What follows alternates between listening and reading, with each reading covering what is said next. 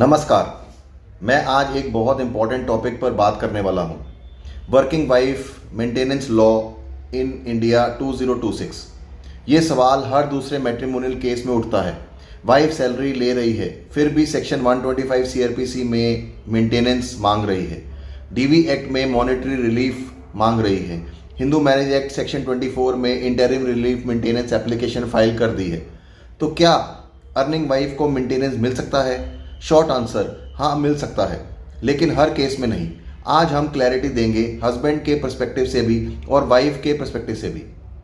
Real ground reality क्या होती है? केस 1, वाइफ 30,000 कमा रही है, हस्बैंड 1.5 लाख कमा रहा है। केस 2, वाइफ 70,000 कमा रही है, हस्बैंड 60,000 कमा रहा है। Case 3, wife part time tuition लेती है 10,000 पर मंथ। अब सवाल, क्या हर वर्किंग वाइफ मेंटेनेंस के लिए एलिजिबल है? क्या सैलरी होना ऑटोमेटिक डिस्क्वालिफिकेशन है? क्या हस्बैंड प्रूफ मांग सकता है? क्या इंटरिम मेंटेनेंस तुरंत मिल सकता है? कोड ये सब फैक्टर्स देखता है। मेंटेनेंस का कंसेप्ट पनिशमेंट नहीं है। मेंटेनेंस का पर्पस है फाइनेंशियल इम्बैलेंस को मैनेज करना। चलिए पहले कानून समझते हैं। पहला, सेक्शन 125 सीआरपीसी। ये कहता है वाइफ जो अपने आप को मेंटेन नहीं कर सकती वो मेंटेनेंस क्लेम कर सकती है। यहाँ कीवर्ड है अनएबल टू मेंटेन हरसेल्फ। अगर वाइफ का इनकम सर्वाइवल के लिए काफ़ी नहीं है तो मेंटेनेंस मिल सकता है। Second, section 24 and 25 of Hindu marriage act. Section 24 कहता है interim maintenance during case. Section 25 कहता है permanent alimony.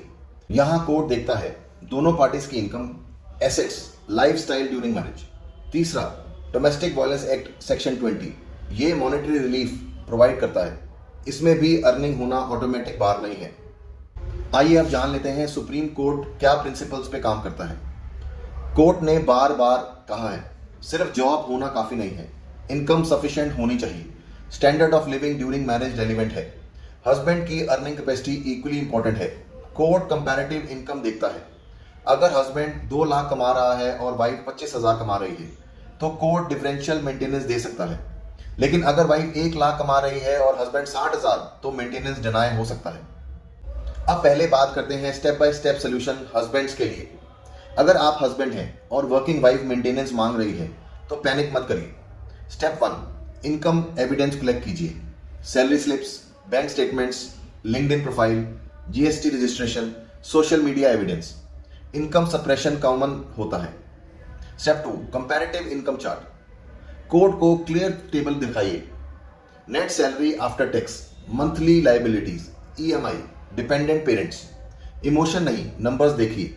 Step 3, expenses scrutiny कीजिए। वाइफ अगर 1 लाख एक्सपेंसेस दिखा रही है, चेक करिए रेंट रियलिस्टिक है या नहीं, लाइफस्टाइल एग्जैजरेटेड है। कोर्ट इन्फ्लेटेड फिगर्स पसंद नहीं करता। स्टेप 4, इनकम एफिडेविट डिमांड कीजिए। कोर्ट डिटेल्ड एफिडेविट मांग सकता है।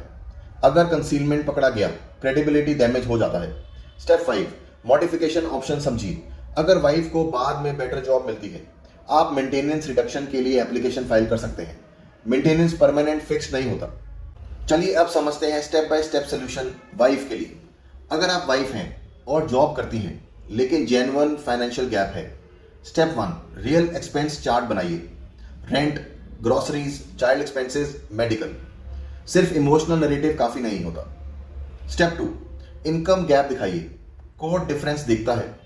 स्टेप 3, कैरियर सेक्रीफाइस एक्सप्लेन कीजिए। अगर आपने मैरिज के बाद कैरियर स्लो किया, एविडेंस दिखाइए। Step 4, standard of living argument. Marriage के दौरान जो लाइफस्टाइल था वो रेलिवेंट फैक्टर है। कॉमन मिस्टेक्स जानना भी बहुत जरूरी है।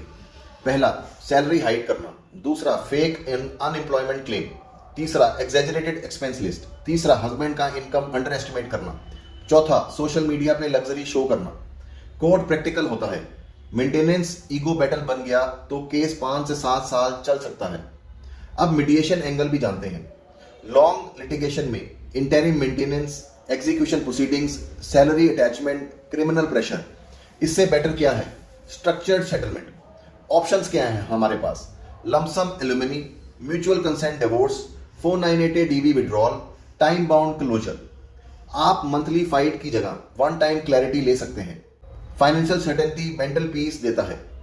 याद रखिए, वर्किंग वाइफ का मतलब मेंटेनेंस ऑटोमेटिक रिजेक्ट नहीं होता, लेकिन वर्किंग वाइफ का मतलब ऑटोमेटिक ग्रांट भी नहीं होता। हर केस फैक्ट्स ड्रिवन होता है। अर्ली स्ट्रैटेजी डिसाइड करता है आउटकम। अगर आप मेंटेनेंस नोटिस रिसीव कर चुके हैं, इंटरिम ऑर्डर आ चुका है, इनकम सप्रेशन का डाउट है, सेटलमेंट एक्सप्लोर करना चाहते हैं, तो स्ट्रक्चर्ड लीगल एवेल्युएशन जरूरी है। अर्ली एक्शन से ही फाइनेंशियल डैमेज कंट्रोल होता है। Stay informed, stay strategic. धन्यवाद।